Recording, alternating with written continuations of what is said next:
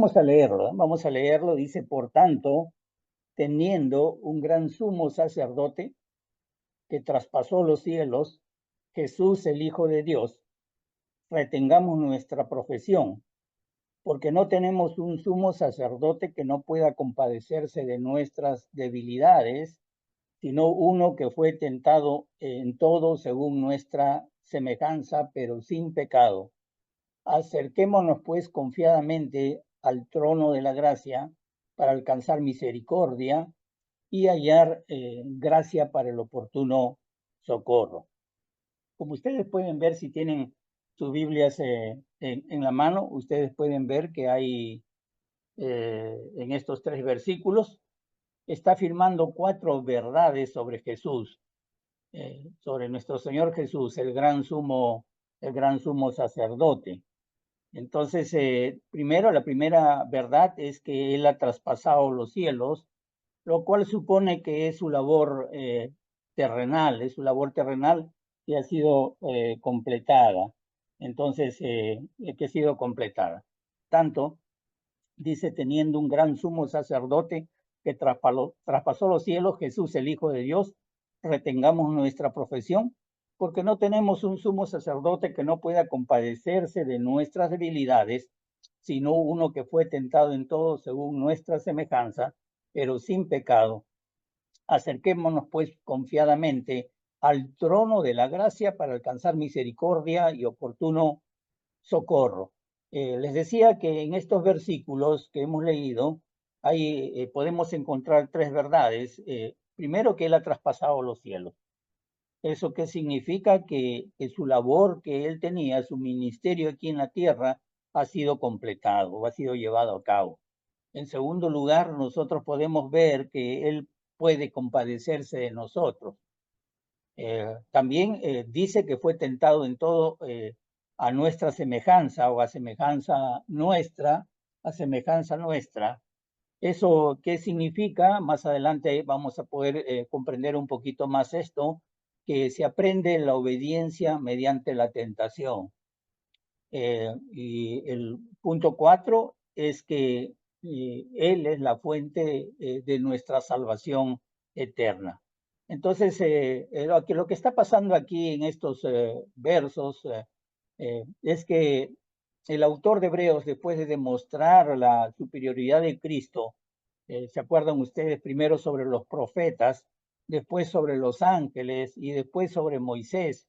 Entonces ahora el autor de Hebreo quiere destacar acerca de la superioridad de Cristo sobre Aarón, el hermano de Moisés, que fue constituido como sumo sacerdote, y es por eso que él escribe estos 3 versículos. Vamos a ir por partes. En este primer versículo, en el 14, que nos dice que teniendo un gran sumo sacerdote que traspasó los cielos, ¿no? Que traspasó los cielos.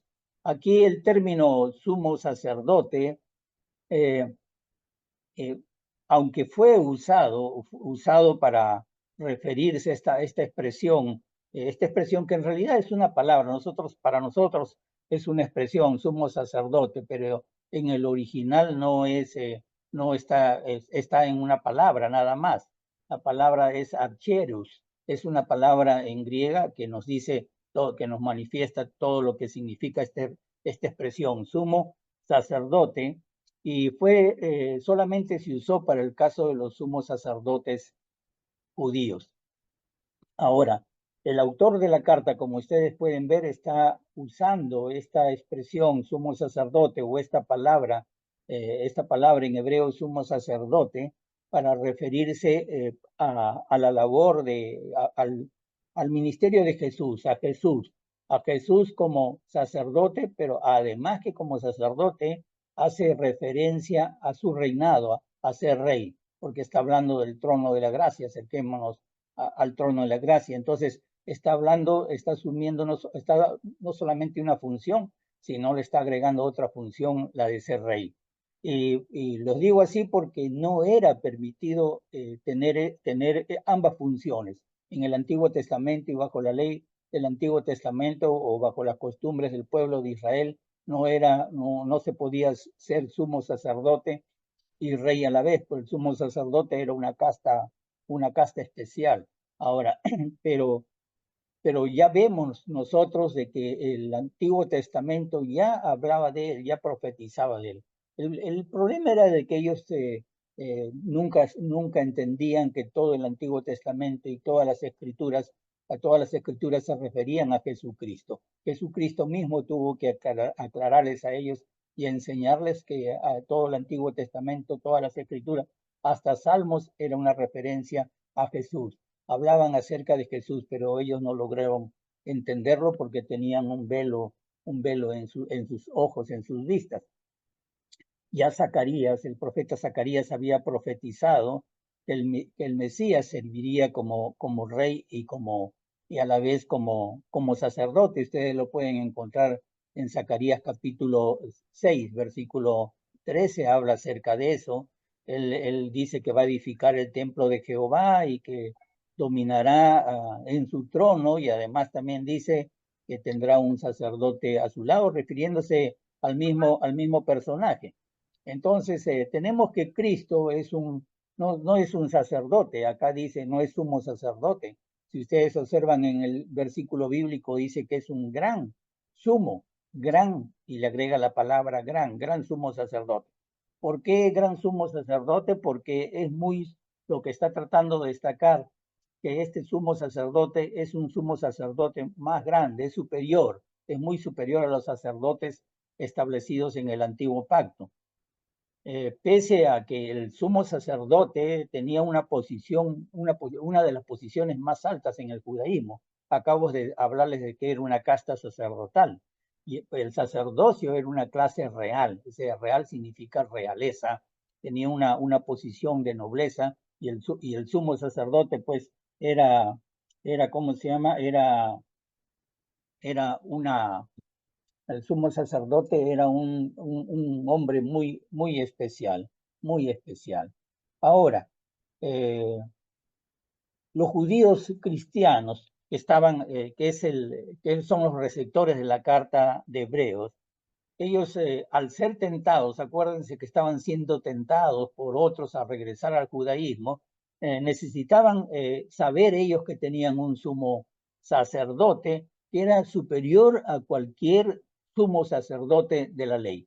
Lo que está estableciendo es, a mí me gusta esta palabra, cuanto más, y estoy hace tiempo tentado en hacer un mensaje, cuanto más Jesús.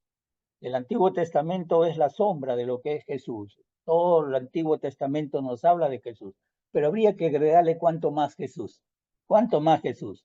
Entonces la idea era esta, ¿no? Era señalarles cuánto más Jesús. Hay un sumo sacerdote, pero cuánto más Jesús. Bueno, Jesús es el gran sumo sacerdote, ¿no? Y lo que va a pasar con este tema del gran sumo sacerdote, que aunque ya he hablado del sumo sacerdote, pero el tema en general, mostrando que es superior a Aarón, al sumo sacerdote Aarón, el hermano de Moisés, esto lo va a llevar hasta el capítulo 7 hasta el capítulo 7, versículo 28, va a estar hablando el autor acerca de esta superioridad, o sea, va a estar reflexionando, razonando sobre este punto, y una vez después lo va a retomar otra vez en el capítulo 8, lo va a volver a retomar, y lo va a considerar como un hecho dado, como un hecho confirmado, como un hecho que es aceptado y que incluso aceptado por ellos mismos. Si ustedes vean ustedes en Hebreos capítulo 8 lo que les estoy diciendo, empezando el versículo 1, les dice el punto principal, o sea, la base, el punto neurálgico, el punto de este tema, de lo que estamos hablando,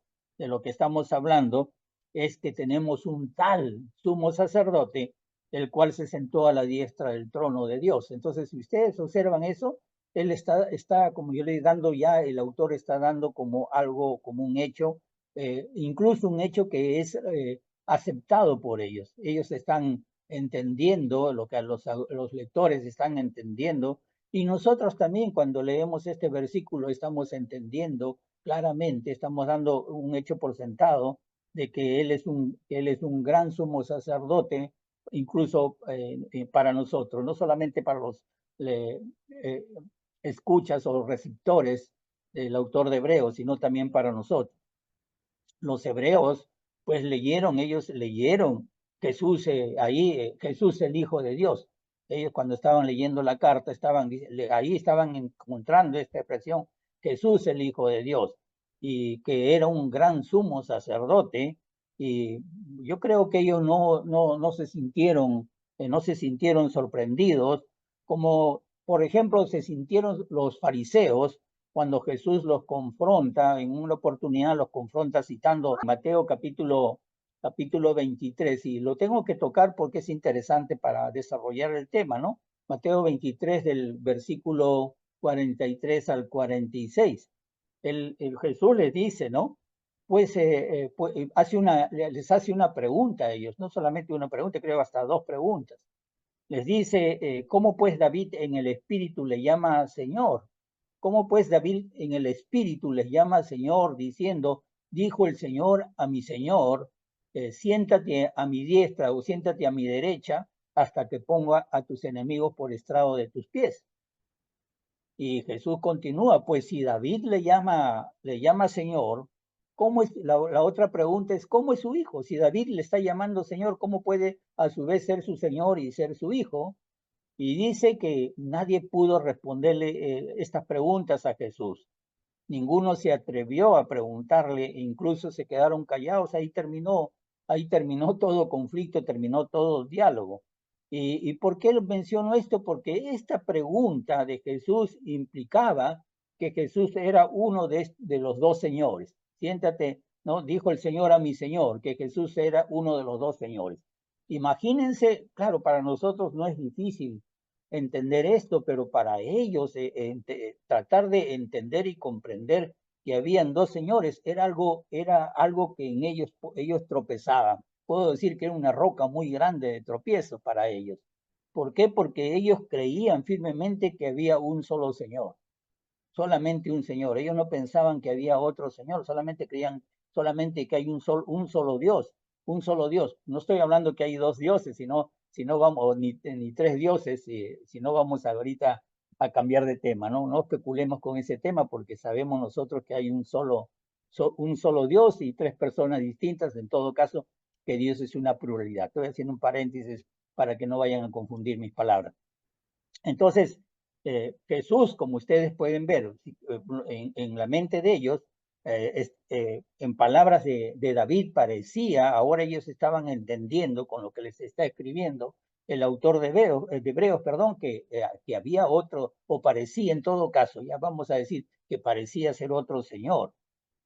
Y además, este señor, el tener el título, es decir, el título de rey y el oficio que era de sumo sacerdote, y lo que implicaba que Jesús era el hijo de Dios. Y esto, por supuesto, era una gran prueba para los judíos, y es una gran prueba hasta el día de hoy para los judíos, hasta el día de hoy, porque ellos pueden aceptar cabalmente o plenamente a Jesús como el Hijo de Dios y sumo sacerdote. Me pregunto, si uno va a los judíos de ahora, de nuestro tiempo, sería una buena pregunta. Por supuesto que no, ellos no lo aceptan, no lo van a aceptar, y los que lo han aceptado pues se han convertido al cristianismo. Son como estos cristianos a los cuales le está escribiendo el autor de esta carta. Ellos pueden aceptar dos señores en este momento. No, ellos no aceptan dos señores. Ellos no aceptan dos señores, ni aceptaban esos señores, pero en ellos estaba esta pregunta, y es muy interesante porque si ellos entendían este concepto de ser de Jesús como hijo de Dios y a la vez ser Señor y sumo sacerdote, o sea, Señor, el Mesías, el Salvador, y a la vez sumo sacerdote, entonces ellos podían mantenerse firmes en la fe. Y eso es lo mismo para nosotros, lo mismo para nosotros. Si nosotros podemos unir o entender a cabalidad este concepto de que el Señor Jesucristo es el Hijo de Dios, y podemos confesarlo, incluso cuando digo comprender, no es no solamente de algo razonable, porque va más allá. Yo entiendo que es algo que lo pensamos, lo razonamos, lo entendemos bajo el razonamiento de la palabra de Dios, pero también tenemos que entender que nadie puede decir Señor si no viene del cielo. Acuérdese de Pedro en Mateo capítulo 16, ante la pregunta de Jesús, ¿quién dice a los hombres que soy yo? Y él le dijo, tú eres el Cristo, el Hijo de Dios viviente.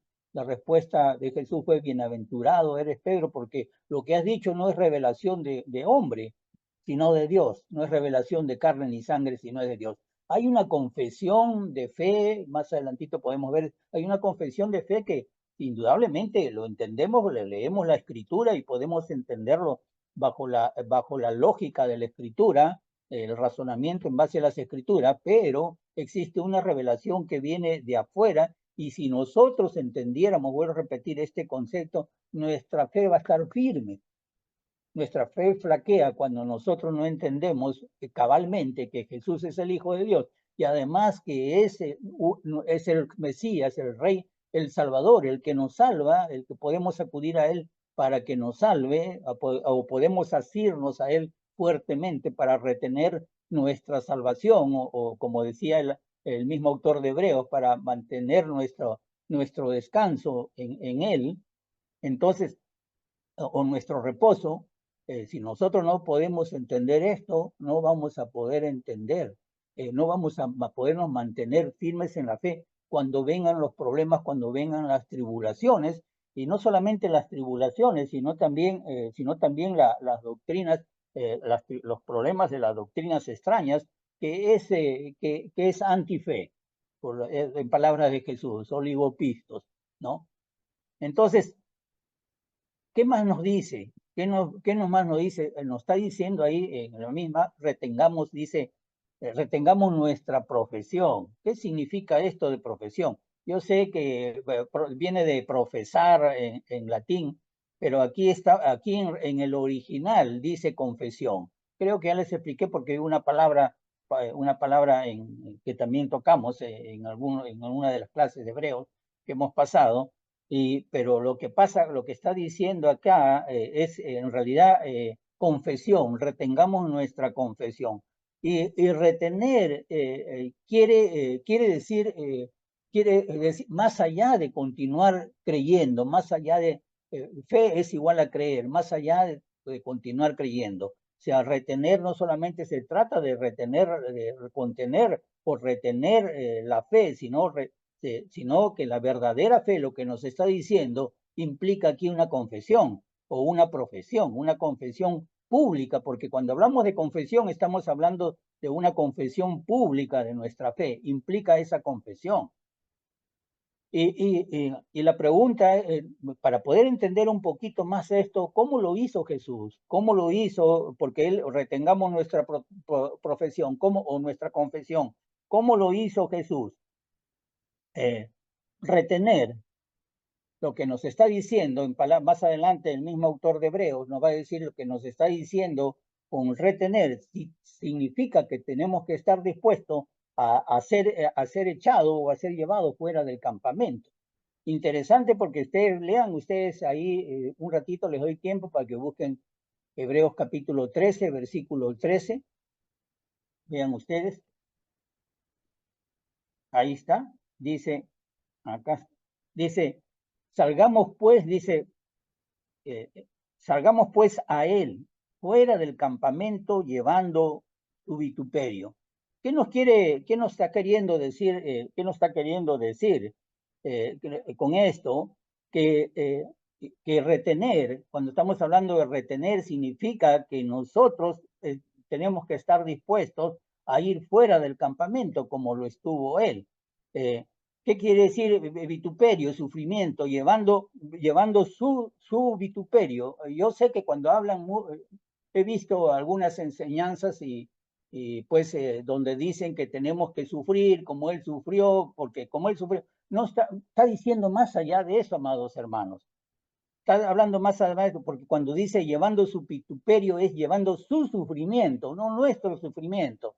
Es hacer su sufrimiento de él, de nuestro Señor Jesucristo, es hacerlo nuestro. Eso significa.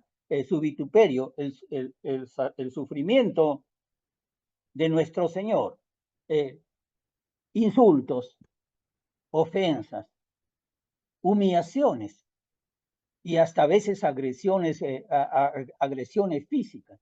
Estamos a causa del Señor, a causa de nuestra fe.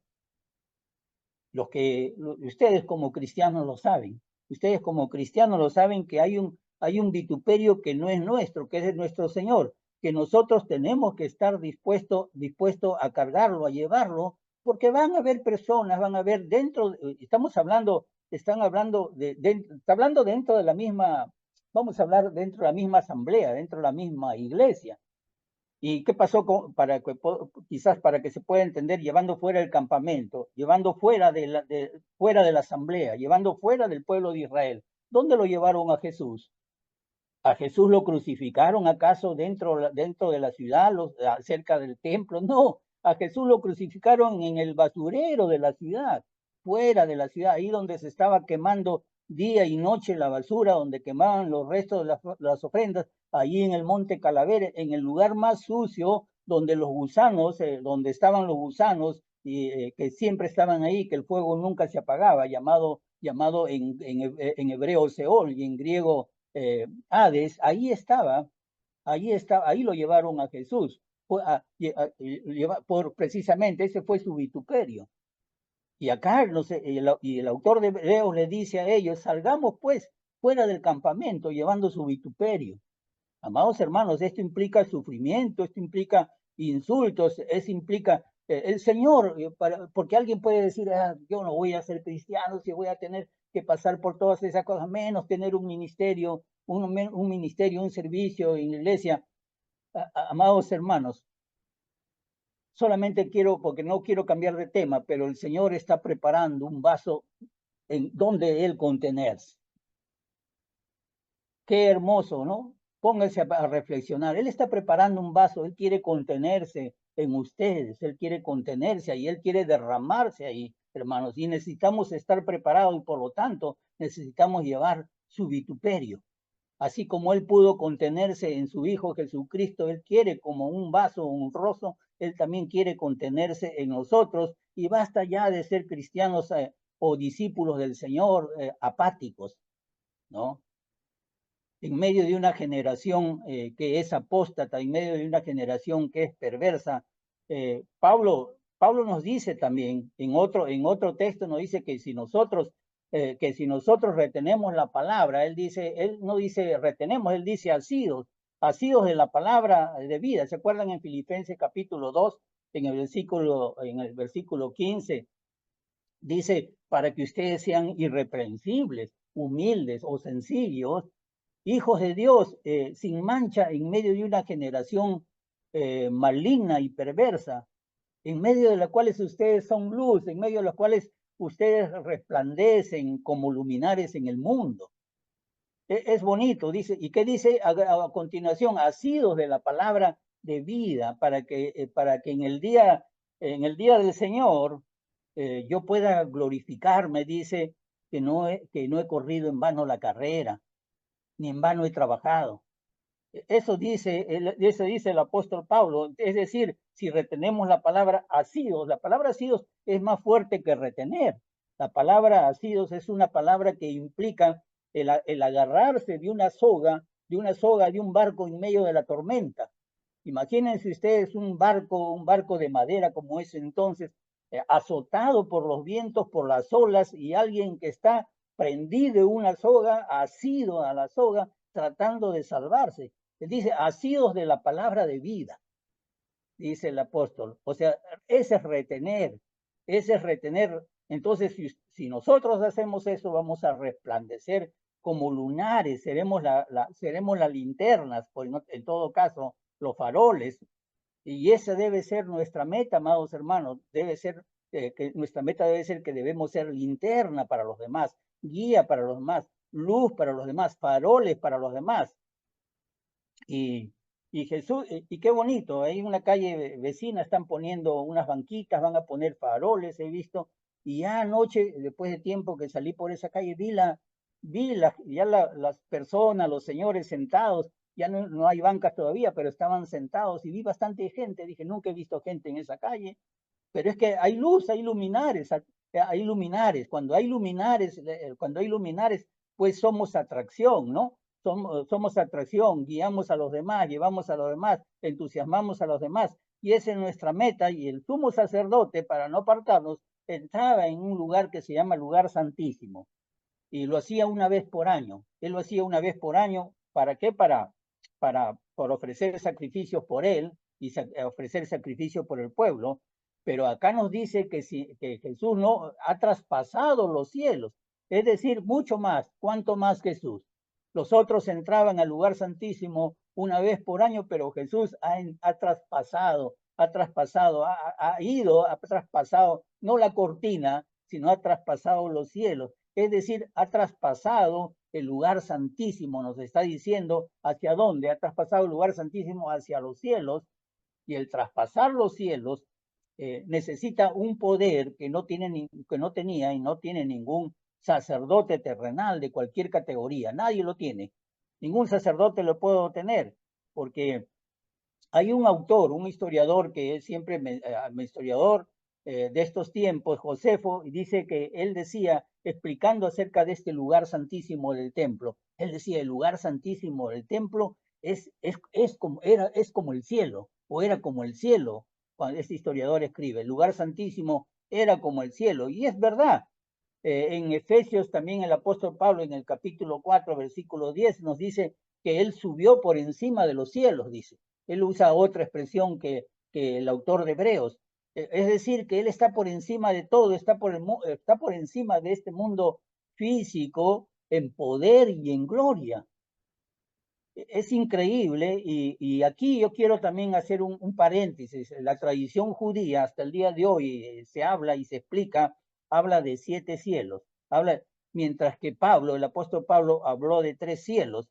Si ustedes se van en Corintios, 2 Corintios capítulo 12, versículo 2, él está hablando que él fue arrebatado hasta el tercer cielo. Él decía, conozco un hombre en Cristo, no decía conozco a Cristo, conozco a un hombre en Cristo que hace 14 años, si en el cuerpo, no lo sé yo, dice, no lo sé, fuera del cuerpo, no lo sé, no lo sé, pero Dios lo sabe, pues fue arrebatado hasta el tercer cielo. Entonces él está mencionando al tercer cielo, y cuando se habla del tercer cielo, excluye cualquier otra idea de otros cielos, excluye en todo caso los 4 cielos. La Biblia dice el tercer cielo, no, hasta el tercer cielo, que es el cielo más elevado. Después tenemos nosotros el siguiente versículo, porque no tenemos un sumo sacerdote que no pueda, dice, que no pueda compadecerse de nuestras debilidades, y uno que fue tentado en todo según nuestra semejanza, pero sin pecado. Jesús es el Hijo de Dios, y él, yo quiero decir algo así, algo parecido. Jesús, como el Hijo de Dios, nos representa a nosotros ante Dios. ¿Cómo nos representa? Como hombre. Y Jesús es también, como está diciendo el autor, también Jesús es sumo sacerdote y representa al hombre, ante Dios. Lo que quiero decir en todo caso, que Jesús es tanto humano como divino. Jesús es 100% humano, 100% divino. Y aquí voy a hacer un comentario. Los lectores de Hebreos, he leído unos libros acerca de esto hace tiempo, unos libros muy interesantes. Los lectores de Hebreos, ellos estaban deslumbrados por el esplendor del templo. Créanme que los hombres se deslumbran, en general la humanidad, el hombre se deslumbra por el esplendor del templo, de los templos, y el esplendor de los uniformes, de los hábitos que utilizan el sumo sacerdote, que utilizan los sacerdotes, toda esa parafernalia de un culto. Mientras más hermoso sea el templo, más los hombres se deslumbran, y esa era la idea que ellos tenían en cuanto al templo. El lector de Hebreos estaba deslumbrado por estas cosas, y estaba deslumbrado por el sumo sacerdote, su vestimenta llena de piedra, de piedras semipreciosas.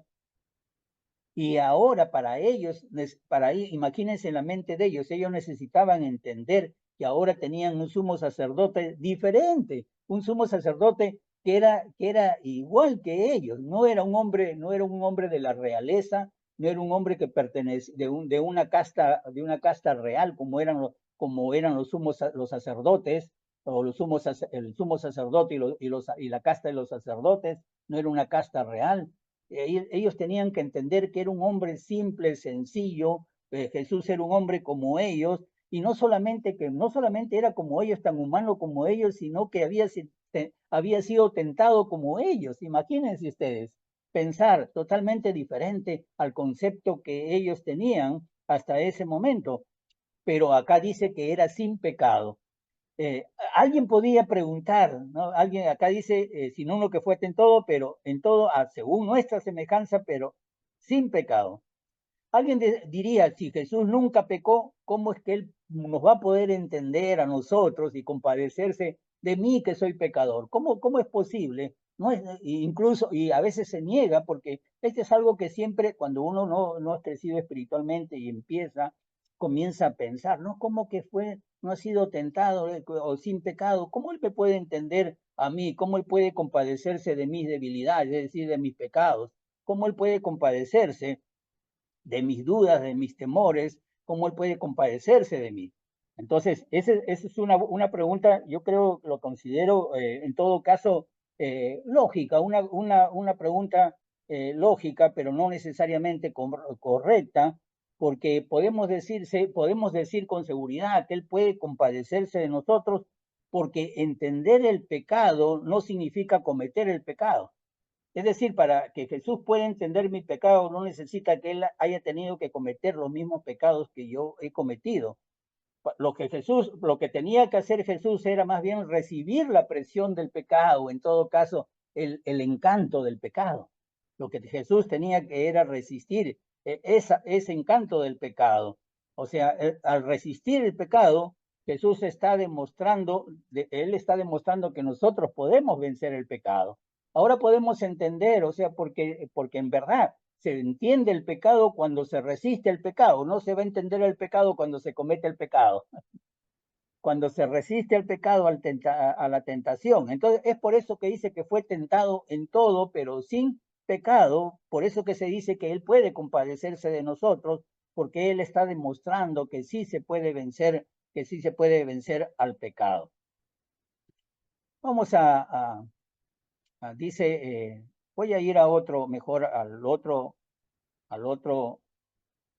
versículo, porque al 16, por el tiempo, acerquémonos pues, dice, confiadamente al trono de la gracia, para alcanzar misericordia y hallar gracia para el oportuno socorro. Acerquémonos confiadamente al trono de la gracia para alcanzar misericordia y hallar gracia para el oportuno socorro. Al tener nosotros un sumo sacerdote tan humano, tan comprensible de nuestras flaquezas, ¿no? Y de nuestras debilidades, tan comprensible de nuestra humanidad, vamos a llamarle así, podemos ir a papá, podemos ir al Padre por medio de él constantemente, regularmente, eh, y no solamente ir de esa manera, sino podemos acercarnos a él, y porque el acercarnos a él incluye la oportunidad. Acá está hablando de orar, ¿no? Nos está haciendo una referencia a la oración, la oportunidad de orar por el perdón de nuestros pecados, la oportunidad de orar para no caer en tentación, la oportunidad de orar para que Dios no tome en cuenta nuestros pecados, como el pecador, el pecador, el publicano o el fariseo pecador, perdón, que estaba al lado del hombre, del fariseo, perdón, sí, el fariseo que decía, gracias que no soy como este que está a mi lado en su oración. Y el pecador decía, gracias, Señor, sé propicio a mí, mi pecador. Señor, no veas mis pecados. No mire, propicio significa tapar, cubrir los pecados. Hay una diferencia. Aquí podemos nosotros ir tranquilamente donde Él, confiadamente donde Él, y pedir el perdón de nuestros pecados, de nuestras ofensas. ¿Por qué? Porque nosotros necesitamos pedir misericordia. Y este versículo nos está alentando, amados hermanos, nos está alentando a orar, a ofrecer una oración, dice, esta frase, acerquémonos, es muy común en esta carta, la va a mencionar varias veces, la va a mencionar en el capítulo 7, la va a mencionar en el capítulo 10, la va a mencionar en el capítulo 10. ¿Por qué? Porque esta palabra acerquémonos está relacionada con los sacerdotes que por sí solos podían acercarse a Dios. Los sacerdotes cuando ofrecían, tenían en su ministerio de sacerdotes, ellos podían acercarse a Dios, tenían la oportunidad de acercarse, y este es un privilegio, indudablemente que era un privilegio para los sacerdotes, pero este privilegio ahora se extiende a todos los cristianos. No nos olvidemos que nosotros somos un reino de sacerdotes para Dios Padre. Dos veces lo menciona en Apocalipsis, en las antiguas versiones de la Reina Valera, en la que yo tengo, la del 60, pues dice, somos reyes y sacerdotes, pero en el original no dice que somos reyes y sacerdotes, dice que somos un reino de sacerdotes. Ya las últimas versiones de la Reina Valera ya trae lo que dice el original, un reino de sacerdotes para Dios Padre. Este privilegio de ser sacerdotes es también para nosotros. Somos, como yo les dije, solamente el sumo sacerdote tenía la oportunidad de entrar una sola vez al lugar santísimo para ofrecer sacrificio por él y sacrificio por el pueblo. Los sacerdotes una vez que estaban limpios, puros, ellos recién podían entrar a este lugar santísimo, pero no así los demás. Los demás tenían cada uno su patio. En el templo había patio para un atrio que se llamaban atrios externos para los judíos que eran varones devotos, afuera del atrio judío, afuera de este atrio, de este espacio, había un atrio para los que no eran judíos, para los gentiles, con un cartelito que decía que bajo pena de muerte nadie podía entrar al lugar santo, ¿no? Ni menos al lugar santísimo. Había un atrio también especial para las mujeres y Jesús eliminó todas estas barreras. Jesús quitó todo esto. Jesús eliminó esa pared que dividía a ambos pueblos, entre judíos y gentiles, y además entre mujeres, entre esclavos y libres, entre mujeres y varones, y se nos permite a nosotros acercarnos libremente a nuestro Padre, incluso hasta el mismo altar. Si ustedes van a Hebreos capítulo 10, ahí lo va a mencionar, porque él dice, acerquémonos pues con corazón sincero, hablándole a todos los cristianos, acerquémonos con corazón sincero, en plena certidumbre de fe, purificados los corazones de mala conciencia y lavados los cuerpos con agua pura. O sea, tenemos confianza para entrar en él porque hemos sido lavados por agua pura, hemos sido lavados por la sangre preciosa de nuestro Señor Jesucristo. Entramos a la presencia de Dios, acercándonos a Dios mismo cuando nosotros estamos orando. Cuando oramos tenemos acceso a Él, mis amados hermanos, y lo tenemos acceso. Y en todo momento, en este mismo momento, ustedes pueden tener acceso también al trono de la gracia. Además nos está diciendo confiadamente, nos está diciendo que no tenemos que acercarnos como los paganos se acercaban a sus dioses. Ellos se acercaban con temor y mucho temblor, se acercaban con temor. Entonces, y el judío tampoco, el judío tenía miedo, él tenía miedo de orar, él no podía, esa oración Padre nuestro que estás en el cielo, los judíos no lo oraban, ni lo oran por último, no lo podían orar. ¿Por qué? Porque esta relación del Dios divino, solamente esta idea ha sido planteada o desarrollada bajo el nuevo pacto, no bajo el antiguo pacto. ¿Y eso qué nos dice?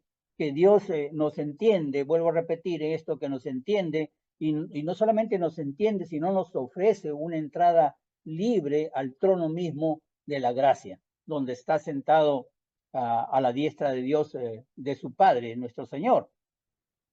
Y Él, pues, por supuesto, Él quiere escucharnos. Entonces, lo que quiero quizás decir acá, que si nosotros tratamos de ir, es bueno también entenderlo, que si nosotros tratamos de ir a Él, a Dios, llegar a Él por nuestros propios méritos, por nuestros propios esfuerzos no vamos a ser escuchados. Muchos quieren llegar a Dios, pero quieren llegar por sus propios esfuerzos. Y nunca Dios los va a escuchar de esta manera, porque acuérdense, es el trono de la gracia. Él nos escucha por gracia, no por obras. Él nos escucha por gracia, por la gracia de Dios. Es el trono de la gracia. Era otra forma de decir el trono de Dios, porque los judíos no podían, era una forma, un eufemismo, era una forma de disimular, porque el judío no podía, no tenía temor, decir el nombre de Dios, por lo tanto ellos evitaban decir el nombre de Dios y utilizaban esto del trono de Dios. Y cuando les está diciendo el trono de la gracia, acuérdense que le está hablando a judíos convertidos al cristianismo, por eso que él está usando este tipo de expresiones.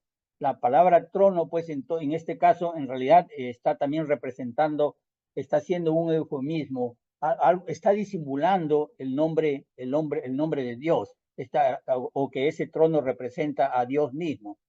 Y a este el apóstol Pedro le llama el Dios de la gracia también. Ahí en Primera de Pedro, no sé si ustedes han observado en el capítulo 5, versículo 10, dice, más el Dios de la gracia, dice Pedro, así lo llama, el Dios de la gracia que nos llamó a su gloria eterna en Jesucristo, y habla aquí de los vituperios, después que hayan ustedes padecido un poco de tiempo, el mismo Dios los perfeccione, afirme, fortalezca y establezca, dice el apóstol Pedro. Entonces, el Dios de la gracia yo creo que es un título muy bueno para Dios. Es un buen, entonces, ¿y por qué? Porque en su trono de él, en su presencia, cuando vamos en oración a su presencia, nosotros encontramos ayuda en los tiempos de necesidad. Y esto necesitamos creerlo, amados hermanos. Yo veo veo que las personas oran sin creer que realmente están yendo al trono de la gracia, sin creer. Creer significa darlo por hecho. Darlo por hecho. Creer significa que si no creemos, no lo vamos a agradar a Dios. Sin fe es imposible agradar a Dios. Entonces, tenemos que entender, hermanos, que en su presencia nosotros vamos a encontrar, vuelvo a repetir, ayuda a su naturaleza de Él, una naturaleza de misericordia de Él. Y digo misericordia porque acuérdense de esta palabra, cuando yo digo misericordia, vamos a encontrar, misericordia significa miseria con concordia. Imagínense el Dios, ese Dios que era tan lejano para ellos, ese trono tan lejano para ellos, el Dios al cual ellos temían, al cual los judíos temían, al Dios al cual ellos temblaban y que no podían ni siquiera pronunciar su nombre. A este Dios alarga su mano, establece su amistad, establece una relación, una concordia, eso se llama concordia, establece una relación con alguien que no, que está en la miseria más grande. Hay otras expresiones en la Biblia duras, ¿no? Hay una expresión en 2 Samuel que dice perro muerto soy. Hay otra expresión también que dice que estamos como muertos, como perros muertos. Entonces, o como muertos. Hay expresiones más duras. ¿Por qué? Porque Dios es un Dios santo, hermanos. Dios es un Dios puro, es un Dios santo y Él no permite nada que no tenga esa pureza y esa santidad.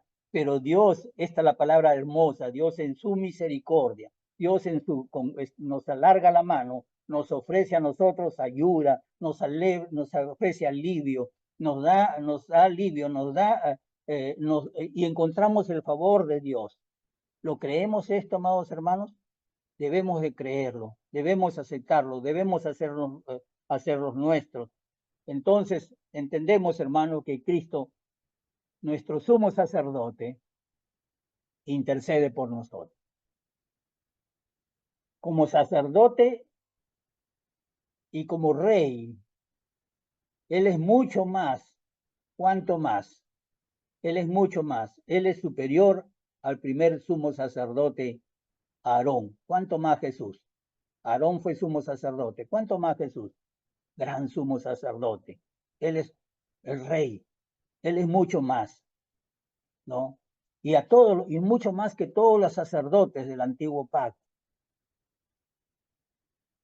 Y él, pese a que él vivió una vida sin pecado, es decir, que no pecó, pese a eso, qué, qué gran tranquilidad, qué gran alivio, qué gran gozo, amados hermanos, saber que Él conoce nuestro sufrimiento, Él conoce nuestras tentaciones. Y Él puede conocer, si conoce nuestras tentaciones, puede conocer aún más que eso, puede conocer, puede ser conocer el sufrimiento por nuestros pecados, porque el pecado siempre trae sufrimiento.